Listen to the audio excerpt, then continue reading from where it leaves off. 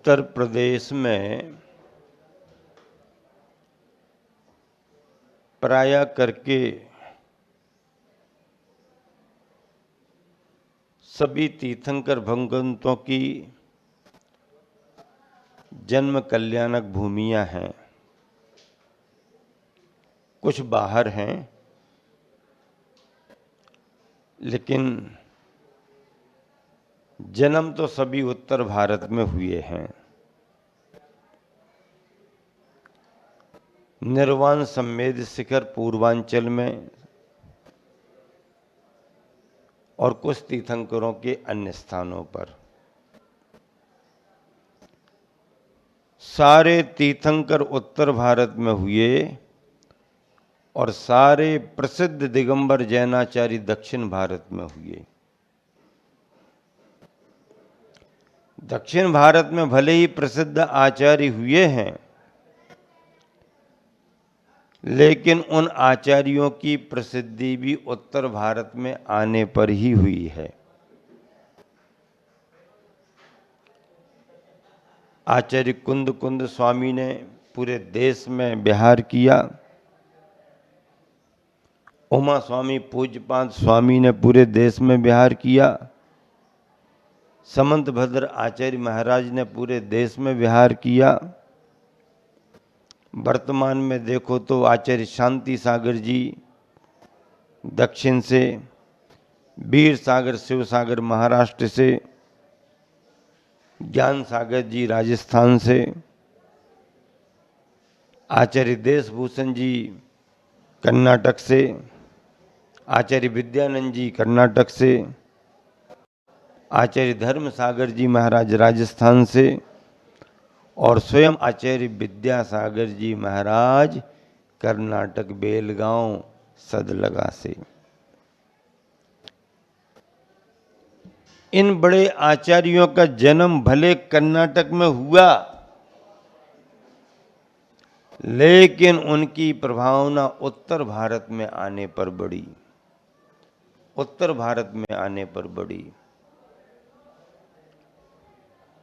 बीज दक्षिण वालों ने बोए, फल उत्तर भारत वालों ने खाए। जब हम मुनि संघ दक्षिण यात्रा पर थे, शरण बेलगोला में वंदना करते थे। किसी एक समय चारुकीर्ति भट्टारक साहब से सायंकाल बैठक में बातचीत हो रही थी। किसी एक दिन धर्म सभा में भी उन्होंने कहा कि गुरुवर, ये बात सच है कि बीज दक्षिण भारत का रहा, लेकिन उन बीजों को उन बीजों के फल पाने में उत्तर भारत वाले भाग्यशाली रहे। उन्होंने ये भी कहा कि बड़े बड़े ग्रंथों की रचना इस तरफ हुई, कन्नड़ी टीकाएं इस तरफ हुई, लेकिन उन भाषाओं को समझने वाला, संपादन करने वाला कोई नहीं था। उन मूल ग्रंथों का संपादन उत्तर भारत के विद्वानों ने किया और फिर वह ग्रंथ पूरे देश में प्रकाशित हो गए।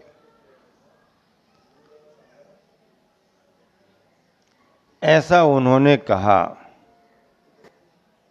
और उन षटखंडागम आदि ग्रंथों का जो हिंदी भाषा में अनुवाद हुआ, उसको आधार बना करके भट्टारक जी ने पूरा कन्नड़ में ट्रांसलेशन कराया। उन ग्रंथों को उन्होंने हम सबको भेंट भी किया। ये उत्तर और दक्षिण के प्रेरक प्रसंग हम सबको बहुत याद आते हैं। अभी सम्मेद शिखर जी चातुर्मास के बाद पंच तीर्थों की वंदना करते हुए तीर्थंकरों की कल्याणक भूमि पर हम सभी वंदना करने के निमित्त से आए। प्रभासगिरी आना हुआ। जमुना नदी के किनारे की सुरम्यता बहुत आह्लादकारी है। इन दिनों में यहाँ पर कल्पद्रुम महामंडल विधान चल रहा। कौन सा विधान चल रहा? कल्पद्रुम महामंडल विधान चल रहा। इस विधान में जो महापात्र बने हुए हैं वो तो बड़ा सौभाग्य प्राप्त कर ही रहे हैं। सामान्य इंद्राणी और सामान्य श्रद्धालु जन भी पूजा भक्ति में बढ़ चढ़ करके लाभ ले रहे हैं। हाँ, आनंद आता है। गृहस्थ के जीवन में अपने भावों को शुभ बनाए रखने के लिए दान पूजा से बढ़कर के और कोई दूसरा आलंबन नहीं। पूजन की विधि में लग जाए, पूजन की क्रिया करने लगे, मूर्ति की वीतरागता का आलंबन मिल जाए, परिणाम स्थिर हो जाते हैं और अशुभ से बचकर के गृहस्थ शुभ में चला जाता है। आहार आदि दान में प्रवृत्त हो जाए, मंदिर मूर्तियों के निर्माण में लग जाए, क्षेत्रों का जीर्णोद्धार करने लगे, मंदिरों का रखरखाव करने लगे, अष्ट प्रातिहारियों से शोभा बढ़ाए, अष्टमंगल द्रव्य स्थापित करे, मंदिर के लिए टेबल, मंदिर के लिए बेंचें, मंदिर के लिए अलमारियाँ, मंदिर में जिनवानी आदि आदि अगर रखता है, प्रदान करता है, तो श्रावक अपने द्रव्य का सदुपयोग कर रहा है। अपने द्रव्य का सदुपयोग कर रहा है। क्यों? क्योंकि अगर गृहस्थ को दान पूजा का आलंबन ना हो तो विषय कषायों में राग द्वेष में, आरंभ सारंभ में, आकुलता व्याकुलता में उसका पूरा दिन निकलता रहता है और वह निरंतर कर्म बंध करता रहता है। क्या करता रहता है? कर्म बंध करता रहता है। हाँ, परिणामों में कसाय का प्रभाव दिखता है। ग्रस्त है, रागद्वेष करता रहता है, रागद्वेष की परिणति से कर्म बंद होता रहता है।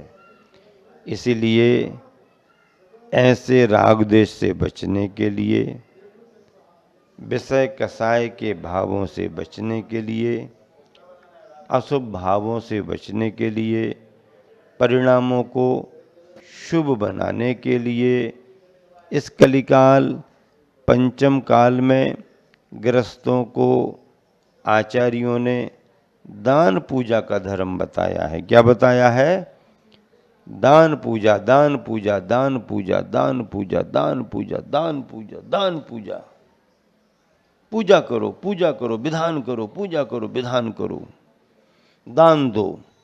आहार का दान, औषधि का दान, धर्मशालाएं, भवन बनाओ, संत भवन बनाओ और उपकरण भेंट करो। पिच्छी, कमंडल, जिनवानी, सब उपकरण भेंट करो।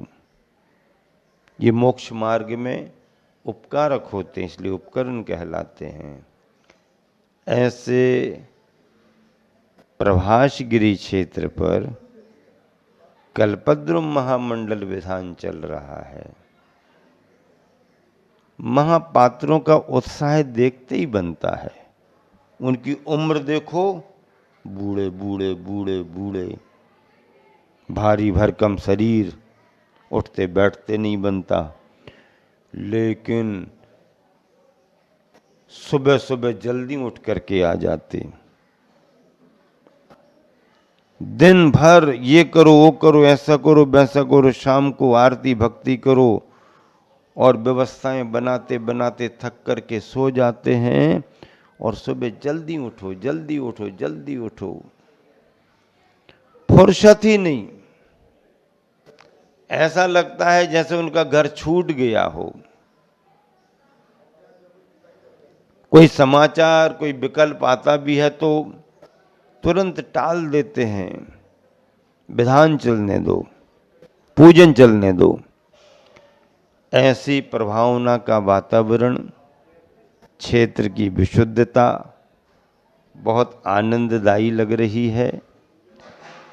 तीर्थंकर भगवान से संबंधित ये क्षेत्र है, सामान्य क्षेत्र नहीं है। तीर्थंकर पद्मप्रभु भगवान का तप कल्याणक और ज्ञान कल्याणक यहाँ पर संपन्न हुआ। क्या?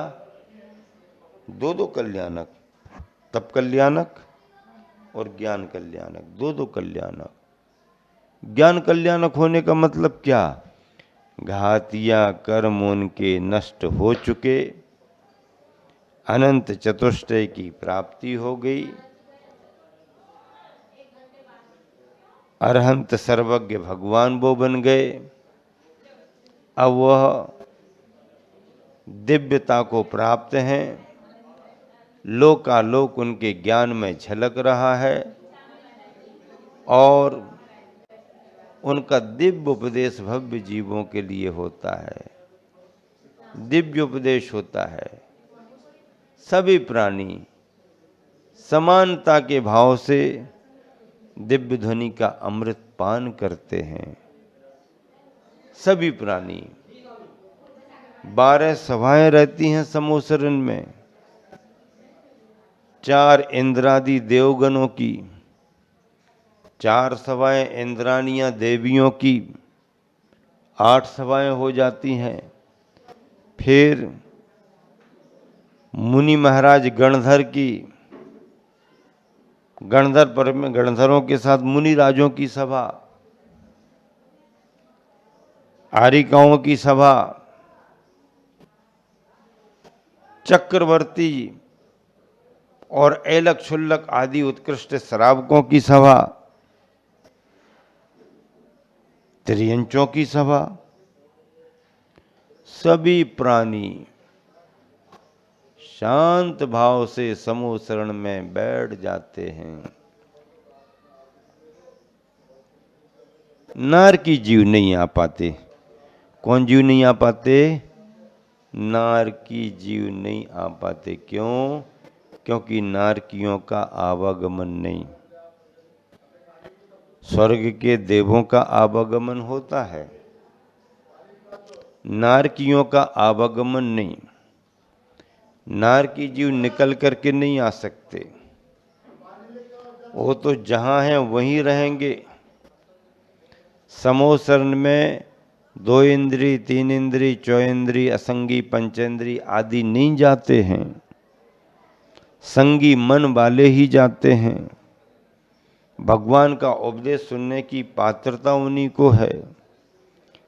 ऐसे समूह शरण में 12 सभाएं लगती हैं, गणधर विराजते हैं, भगवान की दिव्य ध्वनि खिरती है, उपदेश का सार गणधर सभी को समझाते हैं।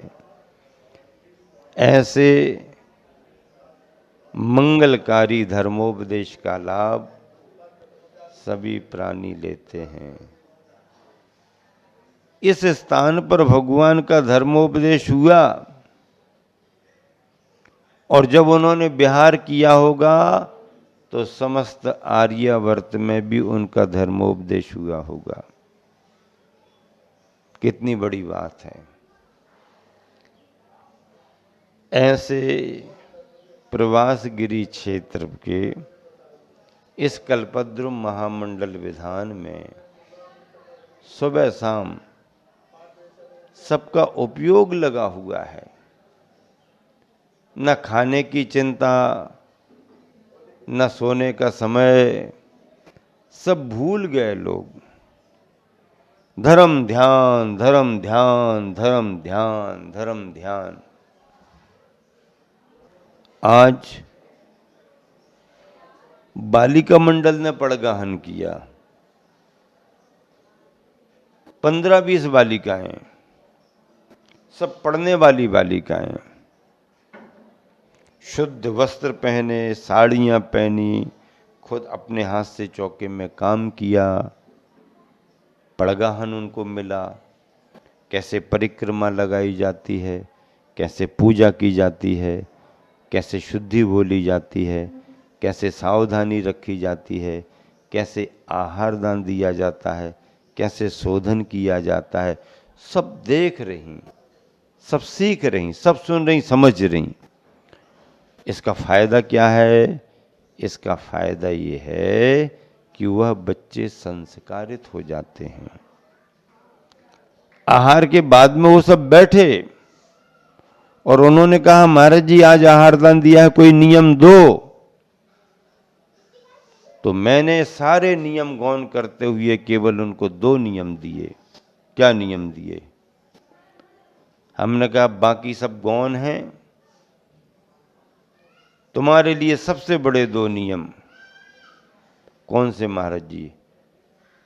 पहला नियम तो रहेगा कि तुमको जहां पर नॉनवेज हो या नॉनवेज से मिश्रित कोई सामान हो, उसके लिए ग्रहण नहीं करना, उसको खाना नहीं। Fast food, Maggi, pizza, burger, noodles, momos, कचरा अचरा गंदी चीजें, मोमोस, ये कोई चीजें नहीं खाना। तबीयत भी खराब होगी, पैसा भी खराब होगा, धर्म भी खराब होगा। ये नहीं खाना। बोले ठीक है महाराज जी। दूसरा नियम, आप दिन में कई बार खाओ, अच्छा खाओ, सब खाओ, भरपूर खाओ।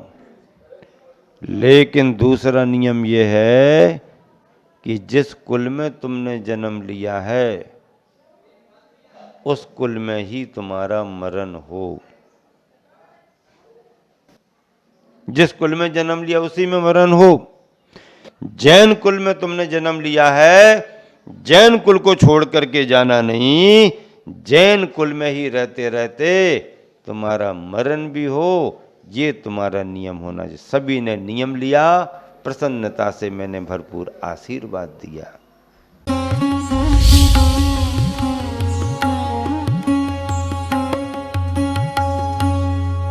जब आप